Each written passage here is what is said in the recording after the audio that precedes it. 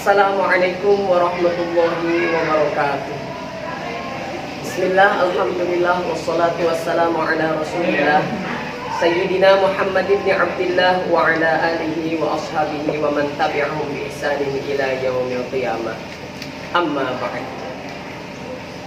Hadirin jamaah yang selalu ada dalam ridho serta kemuliaan Allah Subhanahu wa taala. Ramadan merupakan salah satu bulan yang dimuliakan serta diistimewakan oleh Allah Subhanahu wa taala sebagai sarana untuk menyucikan ruh, sebagai sarana dan jembatan untuk kita bisa mendekatkan diri kepada Allah Subhanahu wa taala. Tiada lain tujuan kita berpuasa di bulan Ramadan adalah meningkatkan salah satu bentuk apresiasi nilai ketakwaan kita kepada Allah Subhanahu wa taala. Karena dari hal itulah Allah Subhanahu wa taala berfirman dalam ayat Al-Qur'an, A'udzu billahi samil 'alim minasyaitonir rajim. Ya ayyuhalladzina amanu kutiba 'alaikumus shiyam kama kutiba 'alal ladzina min qablikum la'allakum tattaqun. Hadirin yang dimuliakan Allah Subhanahu wa taala. Pada lafaz la'allakum tattaqun di ayat Al-Qur'an tersebut, Syekh Izzuddin bin Abdus Salam dalam kitab Maqasidus Shaum mengutip bahwasanya agar kita bisa bertakwa kepada Allah Subhanahu wa taala, hendaknya kita khawatir dari siksa Allah Subhanahu wa taala, yaitu dijatuhkan kita ke dalam jurang api neraka. Namun yang menjadi pertanyaan, bagaimana cara kita bisa selamat di dalam jurang api nerakanya Allah Subhanahu wa taala? Tentunya nilai ketakwaan tidak akan bisa diraih dengan fisik. Nilai ketakwaan tidak bisa diraih dengan salah satu nilai. Akan tetapi nilai ketakwaan hanya bisa diraih bagaimana kita bisa menyucikan hati. Karena daripada itu, di dalam kitab Ilyaqutan Nafis di sini dikatakan, was-shaum annaha tazkiyatur ruh wa ikhda'in nafs fa anta birruh la bil jismi insan. Puasa merupakan tempat menyucikan ruh dan tempat merendahkannya jiwa, mengekang nafsu. Sedangkan engkau manusia hidup bukan dengan jasad, tapi hidupmu dengan rohmu sendiri. Maka daripada itu, Syekh Abu Yazid Al-Bustami, seorang sultanul aulia, mengatakan puasa dibagi menjadi 3. Yang pertama, puasa syariat yang hanya sebatas menahan lapar dan haus saja, menunaikan kewajiban perintah Allah semata. Yang kedua adalah puasa thariqah yang mampu mengekang seluruh panca inderanya dari segala bentuk syahwatnya. Yang ketiga adalah puasa hakikat untuk menahan segala bentuk nafsu yang ada dalam diri sehingga kita bisa terarahkan kepada cahaya ilahi.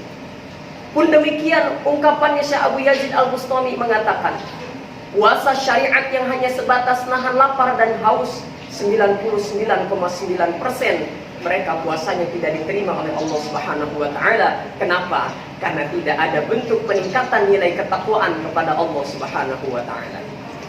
Jemaah yang dimuliakan Allah Subhanahu wa taala, bagaimana puasa itu sebagai obat bagi hati kita agar kita bisa tersucikan hatinya menuju kepada cahaya ilahi? Perlu beberapa hal yang kita bisa sadari, perlu kita tingkatkan. Berpuasa kita saat ini jangan sampai hanya sebatas menahan lapar dan haus semata. Puasa kita saat ini harus bisa menahan panca indera kita, syahwat kita, dan nafsu kita agar meningkat kepada nilai ketakwaan. Maka daripada itu, perlu beberapa hal yang harus kita hindari. Salah satunya adalah terlalu kenyang di dalam memakan saat berbuka puasa. Al-Habib Zain bin Ibrahim bin Semit di dalam kitab Minhajus Sawi beliau mengatakan, "I'lam anna kathratus syiba' minal halal madmumun jiddan." Ketahuilah bahwasanya banyaknya kenyang untuk kita memakan saat berbuka puasa itu adalah salah satu tingkah tercela yang sangat dikuatkan.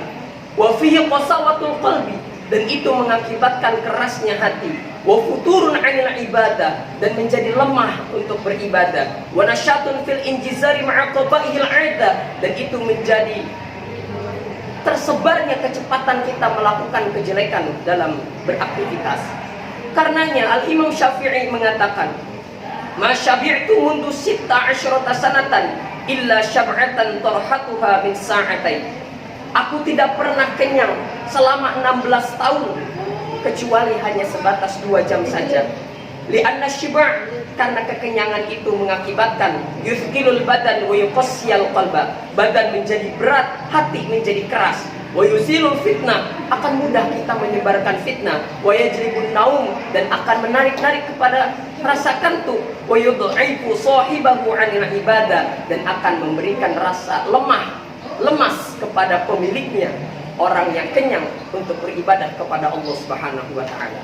Maka daripada itu, kehati-hatian kita saat berpuasa jangan sebatas kita memperhatikan bagaimana kita bentuk membalas dendam saat lapar, tapi bagaimana rasa lapar itu menjadi sarana kita untuk bisa mendekatkan diri kepada Allah, bahwa kita adalah makhluk yang lemah dan makhluk yang tidak mempunyai kekuatan sekalipun. Hadirin jemaah yang dimuliakan Allah Subhanahu wa taala. Mungkin itu saja kesempatan hari ini yang bisa disampaikan. Pada intinya, Ramadan sebagai sarana kita untuk pengobatan hati, tiada lain menjaga kualitas puasa kita jangan terlalu mengenyangkan dalam saat berbuka puasa, dan kita arahkan puasa kita kepada puasa yang bisa mendidik lahir dan batin kita menuju ketakwaan Allah Subhanahu wa taala. Wassalamualaikum warahmatullahi wabarakatuh.